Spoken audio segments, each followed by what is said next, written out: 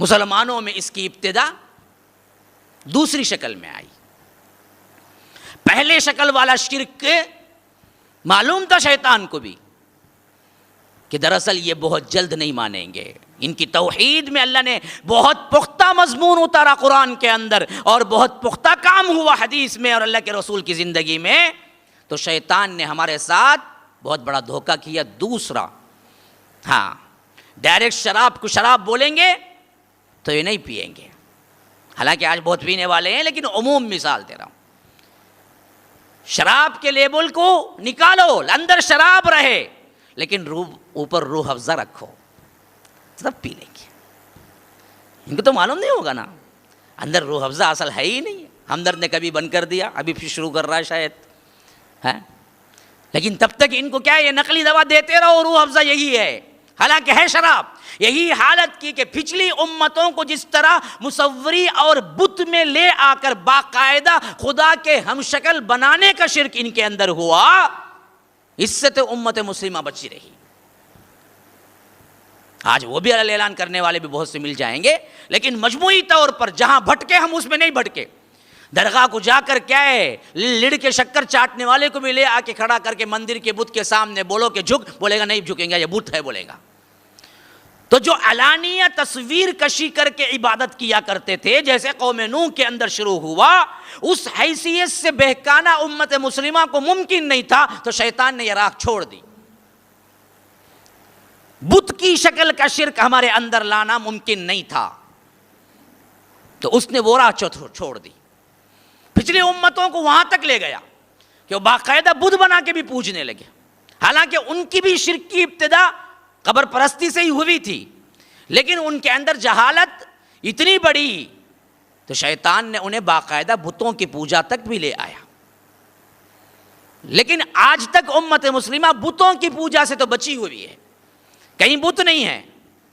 لیکن جو دوسرے طریقے سے لے آیا وہ بزرگ پرستی یا احترام آدمیت یا احترام اولیاء کے نام سے لے آیا، جو اس سے بھی بڑی خطرناک ترین تھی. کیوں؟ وہ جو تھا وہ دکھ رہا تھا کہ گناہ ہے. یہ کیا ہے؟ شراب روح افزا کی شکل میں اندر جا رہی ہے، اس سے تو توبہ کرنا ممکن نہیں نا.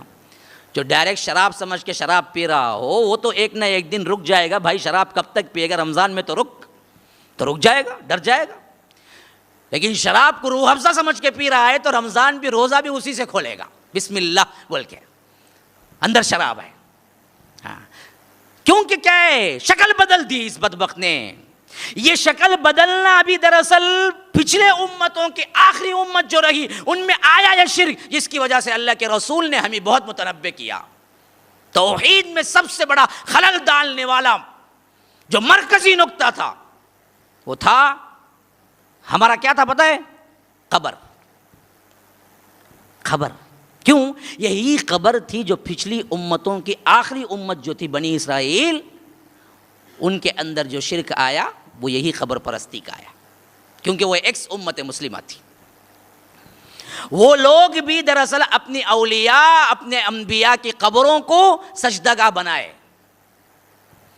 تو اسی واسطے اللہ کے رسول کو معلوم تھا میری امت اگر اس میں مبتلا ہوگی تو بتوں کی شکل کی نہیں ہوگی، قبروں کی ہوگی. اس واسطے قبروں کو اونچا نہ کرو. یہ نہیں کہ اوپر اتنے احادیث ہیں جتنے بھی علماء ہیں وہ پڑھتے ہیں. جیب بھرو مولوی پیٹ بھرو پیر ہے، جس واسطے بتاتا نہیں ہے، لیکن ورنہ تو معلوم ہے کہ یہ سب کچھ نہیں ہے، اللہ کے رسول نے روکا ہے. یاد رکھ لیجیے. کیوں؟ اسلام آیا، مسلمان ہے، مدینہ گئے، قبرستان الگ بنا تو قبریں دفن ہونا ضروری تھی. جب قبریں دفن ہوئی تو قبروں کو بنانا ضروری تھا. اب بتاؤ اللہ کے رسول صلی اللہ علیہ وسلم کے دور سے لے کے آج تک جس کو تم قبرستان مدینہ بینۃ البقیع کہتے ہو وہاں کوئی اونچی قبر بتا دو. یہی اصل پہلا اسٹیپ تھا جس کی وجہ سے اللہ کے رسول صلی اللہ علیہ وسلم نے اس پر سختی کے ساتھ منع کر دیا. قبر کو اونچی مت رکھو، توڑو اس کو.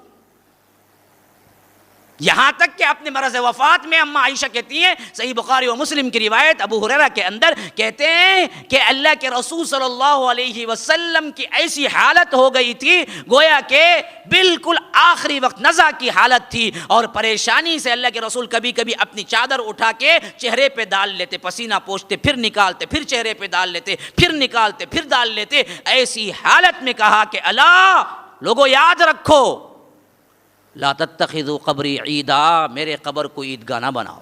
ایسے وقت میں کہہ رہے ہیں تاکہ معلوم ہے شرک داخل ہوگا میری امت میں تو اسی قبر سے ہوگا، تو میری قبر کو اونچی نہ بناؤ، میری قبر کو کیا ہے عیدگاہ نہ بناؤ، میرے قبر پہ دعائیں نہ کرو، میرے قبر پہ جلسے نہ کرو، میرے قبر پہ سجدگاہیں نہ بناؤ، میرے قبر پہ سجدہ نہ کرو۔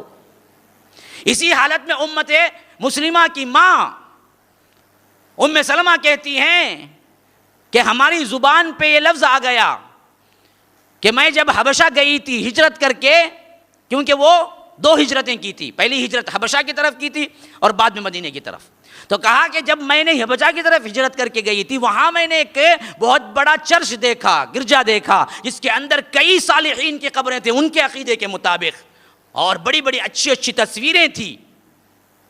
تو یہ ذکر آیا تو اللہ کے رسول صلی اللہ علیہ وسلم اس کیفیت میں اپنا پسینہ پوچھتے ہوئے کہا لعن اللہ الیہود والنصارى اتخذوا قبور انبیائہم مساجد، اللہ تعالیٰ یہود و نصارہ پر لعنت کرے، انہوں نے اپنی انبیاء کے قبروں کو سجدگاہ بنا لیا۔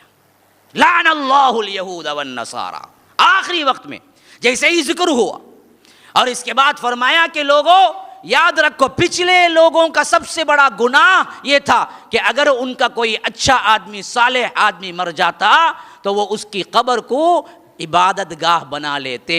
یاد رکھو اولئک شرار الخلق عند اللہ، اللہ کے نزدیک سب سے بدترین لوگ کوئی ہیں تو وہ یہ ہیں جو اپنے اچھے لوگ مرتے ہیں تو ان کی قبروں کو سجدگاہ بنا لیتے ہیں، عبادت کی جگہ بنا لیتے ہیں۔ شرار الخلق عند اللہ، اللہ کے نزدیک سب سے بدترین لوگ ہیں وہ۔